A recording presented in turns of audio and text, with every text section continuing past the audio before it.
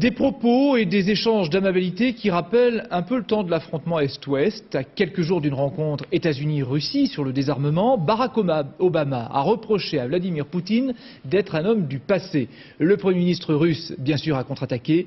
Magali Forestier nous en dit plus.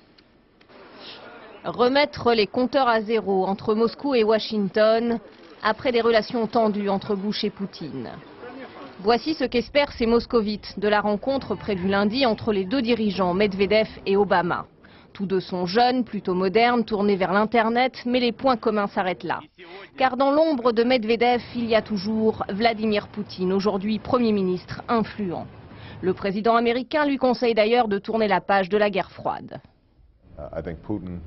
Je pense que Vladimir Poutine a un pied dans le passé, dans la vieille manière de conduire les affaires, et un autre pied dans la nouvelle. Mais je veux dire au peuple russe que nous ne recherchons pas une relation antagoniste. Réponse au tac au tac de l'intéressé. Nous ne savons pas faire le grand écart. Nous sommes fermement debout sur nos deux jambes et regardons toujours vers l'avenir.